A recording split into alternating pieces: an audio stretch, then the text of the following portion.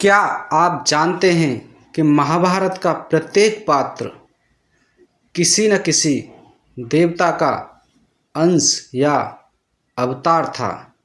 इसीलिए उनके पास अद्भुत शक्ति थी और प्रत्येक व्यक्ति एक से बढ़कर एक शक्तिशाली भी था।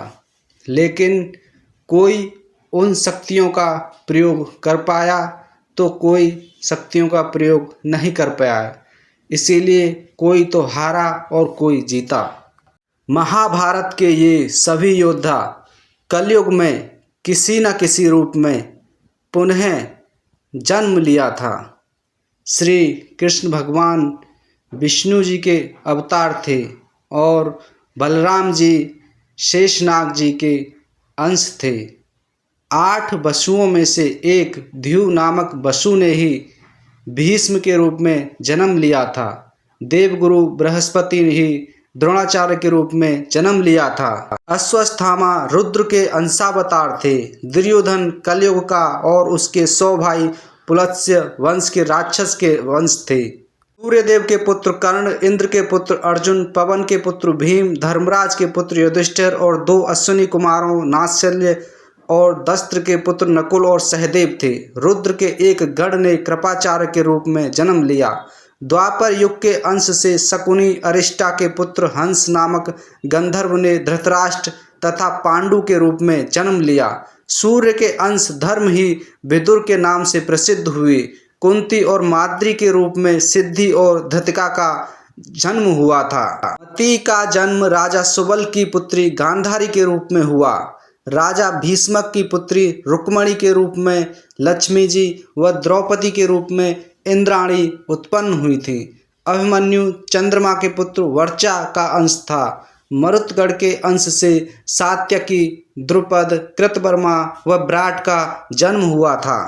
अग्नि के अंश से धृष्टद्युम्न व राक्षस के अंश से शिखंडी का जन्म हुआ था। विश्व देवगढ़ द्रौपदी के 5 पुत्र प्रतिबिंध्व, सुतसोम, श्रुतकीर्ति, शतानीक और श्रुतसेव के रूप में पैदा हुए थे। दानवराज विप्रचिति, जरासंध व हिरण्यकश्यप शिशुपाल का अंश था। कालनेमी दैत्य ने ही कंस का रूप धारण किया था। इंद्र की आज्ञानुसार अप्सराओं के अंश से 16,000 स्त्रियां उत्पन्न हुई थी। एक रात के लिए जीवित हो गए मृत योद्धा। यह उस समय की बात है जब धृतराष्ट्र, कुंती, विदुर, गांधारी और संजय वन में रहते थे। एक दिन वन में उनसे मिलने युधिष्ठिर के बाद धृतराष्ट्र के आश्रम में महर्षि वेदव्यास आए। महर्षि वेदव्यास ने धृतराष्ट्र, गांधारी और कुंती से कहा कि आज मैं तुम्हें अपनी तपस्या का प्रभाव दिखाऊंगा। तुम्हारी जो इच्छा है वह मांग लो। तब धृतराष्ट्र व गांधारी ने युद्ध में मृत अपने पुत्रों, कुंती ने कर्ण को देखने की इच्छा प्रकट की। द्रौपदी आदि ने कहा कि वो भी अपने परिजनों को देखना चाहते हैं। महर्षि वेदव्यास ने कहा ऐसा ही होगा। ऐसा कहकर महर्षि वेदव्यास गंगा तट पर ले गए। रात होने पर महर्षि वेदव्यास ने गंगा नदी में प्रवेश किया और पांडव व कौरव पक्ष के सभी मृत योद्धाओं का आह्वान किया। थोड़ी ही देर में भीष्म, द्रोणाचार्य, कर्म, दुर्योधन, दुशासन, अभिमन्यु, धृतराष्ट्र के सभी पुत्र, घटोत्कच, द्रौपदी के 5 पुत्र, राजा ध्रुपद, धृष्टद्युम्न, शकुनी, शिखंडी आदि वीर जल से बाहर निकल आए। उन सभी के मन में किसी भी प्रकार का अहंकार व क्रोध नहीं था। महर्षि वेदव्यास ने धृतराष्ट्र व गांधारी को दिव्य नेत्र प्रदान किए। अपने मृत परिजनों को देख सभी के मन में हर्ष छा गया। सारी रात अपने परिजनों के साथ बिताकर सभी के मन में संतोष हुआ।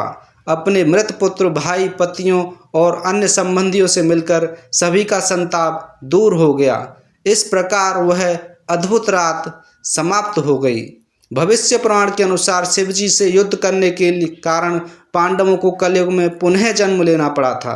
कहते हैं कि जब आधी रात के समय अश्वत्थामा, कृतवर्मा और कृपाचार्य ये तीनों पांडवों के शिविर के पास गए और उन्होंने मन ही मन भगवान शिव की आराधना कर उन्हें प्रसन्न कर लिया। इस पर भगवान शिव ने उन्हें पांडवों के शिविर में प्रवेश करने की आज्ञा दे दी, जिसके बाद अश्वत्थामा ने पांडवों के शिविर में घुसकर शिवजी से प्राप्त तलवार से पांडवों के सभी पुत्रों का वध कर दिया और वो वहाँ से चले गए। जब पांडवों को इसके बारे में पता चला तो वो भगवान शिव से युद्ध करने के लिए पहुँच गए।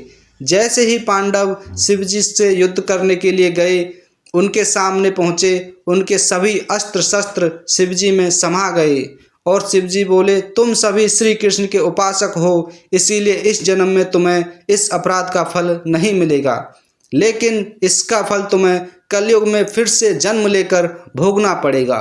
भगवान शिव की यह बात सुनकर सभी पांडव दुखी हो गए और इस विषय में बात करने के लिए श्री कृष्ण के पास पहुँचे। तब श्री कृष्ण ने बताया कि कौन सा पांडव कलयुग में कहाँ और किसके घर जन्म लेगा। कलयुग में किसका जन्म कहाँ हुआ? युधिष्ठिर जन्म वत्सराज नाम के राजा के पुत्र के रूप में हुआ। उनका नाम मलखान था। भीम का जन्म वीरण नाम से हुआ, जो वनरस नाम के राज्य के राजा बने। अर्जुन का जन्म परिलोक नाम के राजा के यहाँ हुआ। उनका नाम ब्रह्मानंद था। नकुल का जन्म कान्यकुब्ज के राजा रत्नभानु के यहाँ हुआ। उनका नाम लक्ष्मण था। सहदेव ने भीम सिंह नामक राजा के घर में देवी सिंह के नाम से जन्म लिया। दानवीर कर्ण ने तारक नाम के राजा के रूप में जन्म लिया। कहते हैं कि धृतराष्ट्र का जन्म अजमेर में पृथ्वीराज के रूप में हुआ और द्रौपदी ने उनकी पुत्री के रूप में जन्म लिया, जिसका नाम वेला था। तो दोस्तों, आप कमेंट करके बताएं कि महाभारत के बर्बरीक जी ने कलयुग में कहाँ पर अवतार लिया था और बर्बरीक जी को श्री कृष्ण ने क्या वरदान दिया था। अगर वीडियो अच्छी लगी हो तो लाइक करना ना भूलें। जय श्री कृष्णा। राधे राधे दोस्तों।